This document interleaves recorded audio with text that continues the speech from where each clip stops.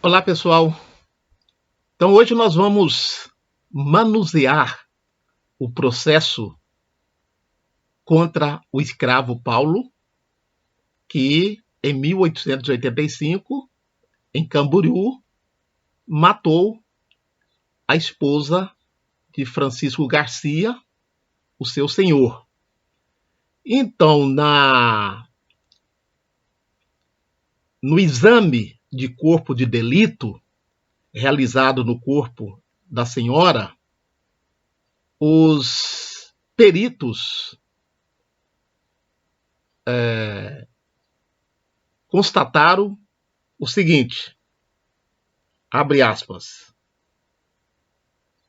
que ela fora assassinada com um ferimento feito por instrumento contundente na fronte, fazendo saltar o olho esquerdo, e mais 2 ferimentos profundos nas costas, próximo das espáduas, feito por um ferro fino, parecendo ser um espeto de ferro. Fecha aspas.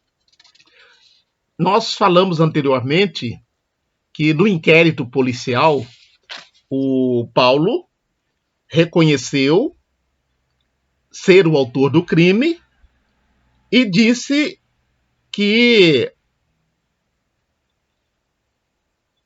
o motivo de ter cometido o assassinato é que ele era naturalmente ruim, né? Que ele era mau, por isso que ele matou a senhora. Isso no inquérito policial na delegacia. Mas no tribunal do júri, ele mudou a versão. Porque no tribunal do júri, quando do tribunal do júri, o senhor do Paulo já havia alforriado-o. O que isso quer dizer?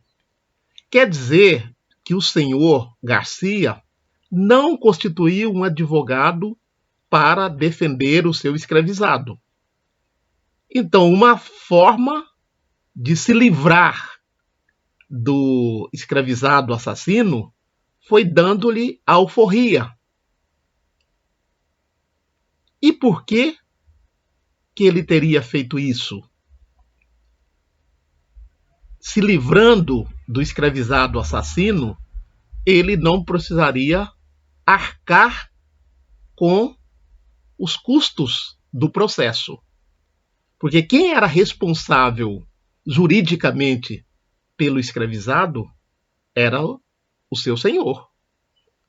Os escravizados não eram sujeitos jurídicos, embora, quando cometessem crime, eram devidamente punidos. E quem deveria fazer a defesa do escravizado, como disse anteriormente, era o seu senhor.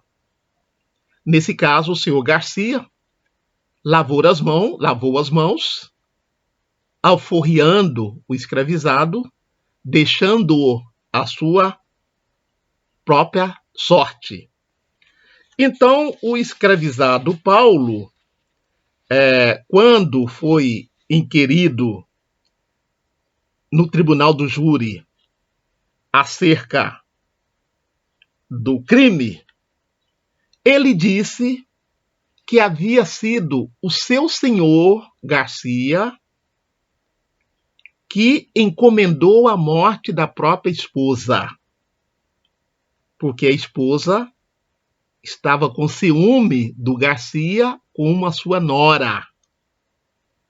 E o senhor Garcia, para se livrar, né, da sua senhora, que desconfiava que ele tinha um relacionamento amoroso com a nora, encomendou a morte da própria esposa, prometendo ao escravo Paulo, se ele assim o fizesse, ganharia a liberdade. Acontece que o que o seu Garcia fez foi deixar o escravo Paulo à própria sorte. Por isso nós entendemos que no tribunal do júri ele mudou a versão. Ele não disse que tinha matado porque ele tinha naturalmente a má índole. Ele disse que tinha matado a pedido do seu senhor para se livrar da esposa que suspeitava que ele tivesse um caso amoroso com a nora. E no decorrer do processo, a nora também foi intimada a depor para saber se ela confessava ou não o pretenso relacionamento amoroso com o seu sogro. É óbvio que ela negou, mas no primeiro momento, quando ela foi intimada a fazer o depoimento, a depor, ela não pôde ir porque ela tinha recentemente dado à luz a uma criança. Uma pergunta que não quer calar: seria essa criança o filho da relação amorosa entre sogro e nora? É óbvio que ela negou. Ela negou que tivesse tido relações amorosas com o seu sogro. Mas a gente sabe que na época da escravidão as paredes tinham ouvidos. Tinham ouvidos e olhos. E esses ouvidos e olhos, muitas vezes, eram os ouvidos e os olhos dos escravizados. Então, muitas vezes, conhecendo os segredos da Casa Grande, os escravizados poderiam, entre aspas, negociar ou chantagear os seus senhores, não é? Lógico que a gente não tem certeza, né? Mas o próprio escravizado contou que viu várias vezes o senhor Garcia encontrando-se nos caminhos com a nora de nome Isabel. E a esposa do Garcia, logicamente, desconfiou, não é? Então, veja, são acontecimentos do âmbito das entranhas da escravidão que o próprio jornal caracterizou como uma praga. A própria escravidão trouxe a possibilidade dessas tensões, desses atritos, dessa violência, porque a escravidão foi uma violência institucionalizada que atingiu a toda a sociedade, não apenas os escravizados, que, como seu Idalício, sofriam, né? Eram judiados, mas a escravidão deixou as suas mazelas, e muitas delas ainda estão presentes no nosso cotidiano, não é? Como disse o abolicionista Joaquim Nabuco, no auge do movimento abolicionista, ele disse o seguinte: não basta acabar com a escravidão, é preciso destruir a obra da escravidão. O que o 13 de maio não fez. Tanto é que ainda nos dias de hoje nós temos muitas permanências do sistema escravista na sociedade brasileira. O escravo Paulo foi evidentemente condenado, né? não pesou nenhuma suspeita sobre o senhor Garcia, apesar do depoimento do réu. Era a palavra de um senhor distinto, homem de bens e de bem, como se dizia na época. As pessoas de posse eram denominados homens de bem. Eram aqueles que podiam votar, ser votados. Então, essa expressão que se usa hoje, pessoa de bem, é um desdobramento dessa expressão que vem da escravidão. Homens de bem são aqueles que têm o poder político e econômico durante o período colonial e imperial. Paulo foi condenado à galés perpétua, à prisão perpétua, e foi remetido para o presídio de Florianópolis, isso em 1885. Ele ficou preso até a proclamação da República. Com a proclamação da República,